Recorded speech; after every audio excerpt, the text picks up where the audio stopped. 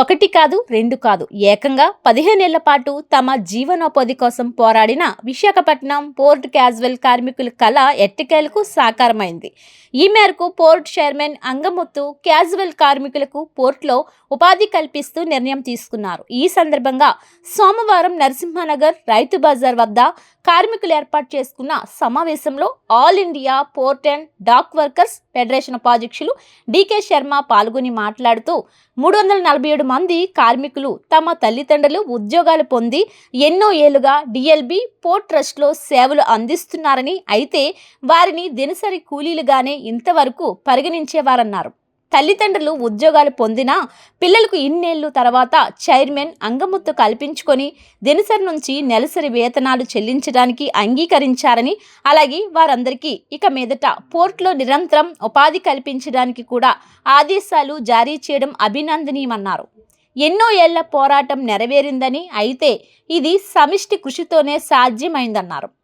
ఈ సమావేశంలో port trust trustee Anjibabu, HMS కోశాధికారి మంగయ్య నాయుడు, ఎస్సీ సెల్ అధ్యక్షులు ఎం కోటేశ్వరరావు, పోర్ట్ సలహా మండలి మాజీ సభ్యులు, జాతీయ జర్నలిస్టుల సంఘం కార్యదర్శి గంట్ల శ్రీనిబాబు, సామాజిక ఉద్యమకారులు గుండు అప్పలరాజు, బాలు నాయుడు తదితరులు మాట్లాడుతూ అందరి సహకారం వల్లే కార్మికులు కళ నెరవేరిందని అన్నారు.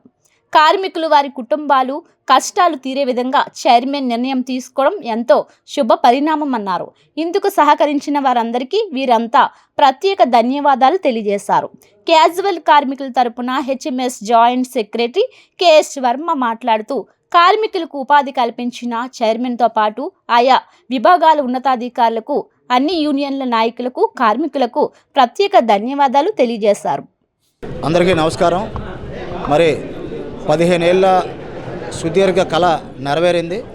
ఇందుకు ప్రధాన కారణం విపిటి చైర్మన్ అంగముత్తు గారు. మరి అదేవిధంగా ఉన్నతాధికారులు అందరూ కూడా, ఈ క్యాజువల్ కార్మికులు కూడా డిఎల్బి నుంచి వచ్చారు. వీరిని ఇప్పుడు విశాఖ పోర్ట్ అథారిటీలోకి తీసుకోవడం జరిగింది.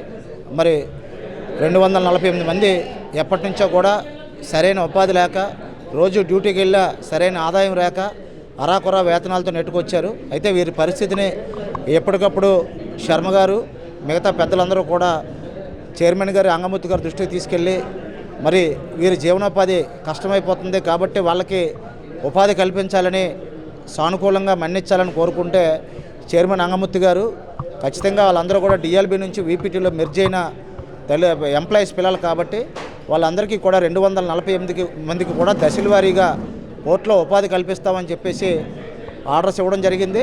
మరి వీళ్ళందరికీ కూడా ఇప్పుడు ఖచ్చితంగా ప్రతి నెల కూడా వీళ్ళకి సంబంధించి డ్యూటీ ఉన్నా లేకపోయినా సరే నెలవారీ వేతనం అయితే మాత్రం వస్తుంది. అలాగే వీళ్ళందరూ కూడా మంచికి పోర్టు అభివృద్ధిలో మరింతగా భాగస్వాములు అవ్వాలని, అందరూ కూడా బాగా పనిచేసి మరి ప్రత్యేకంగా పోర్టుకు మంచి పేరు తీసుకురావాలని మేము అందరం కూడా కోరుకున్నాం. ఈరోజు కార్యక్రమంలో మరి డికే శర్మ గారు కానీ, ట్రస్టీ అంజిబాబు గారు కానీ, అలాగే మరి సుదీర్ఘకాలం పోర్టులో సేవలు అందించినటువంటి గుండె అప్పలరాజు గారు కానీ, కోటి గారు కానీ, లేకపోతే రావు గారు కానీ, నాయుడు గారు కానీ, ఇలా అందరికీ కూడా వర్మ గారు వాళ్ళ బ్యాచ్ అందరికీ కూడా 348 బ్యాచ్ అంటే చిరకాలం కూడా గుర్తుండిపోవాలి.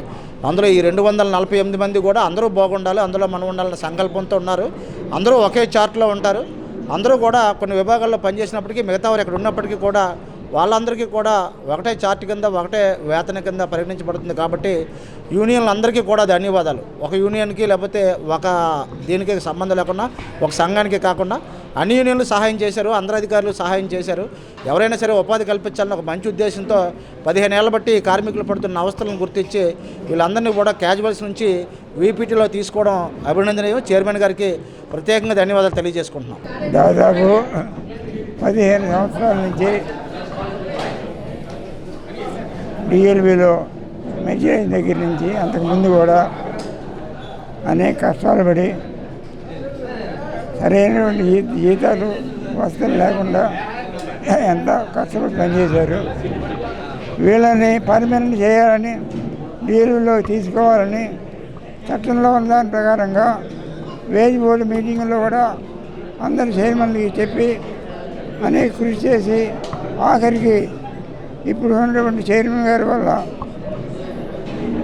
అంగముత్తు గారి దయ వల్ల ఇవాళకి వాళ్ళ సమస్య పరిష్కారం అయింది. భవిష్యత్తులో వీళ్ళు ఈ కార్మికులు ఈ పోర్టు అభివృద్ధికి కృషి చేస్తారు, అనగా పోర్టు యొక్క పేరు నిలబెడతారు. ఈ కార్మికులకి వారి కుటుంబానికి కూడా మంచి జరగాలని చెప్పేసి మేమందరినీ కూడా కోరుతున్నాం. ఓకే, నా పేరు ఆంజనేయరావు. నేను ఇప్పుడు బోర్డు మెంబర్గా విపిఏలో ఉన్నాను. ఈరోజు చాలా ఒక ఆనందకరమైన విషయం ఏంటంటే వీళ్ళందరికీ కూడా రీడిప్లాయ్మెంట్ చేశారు సిహెచ్డి నుంచి పోర్ట్లోకి.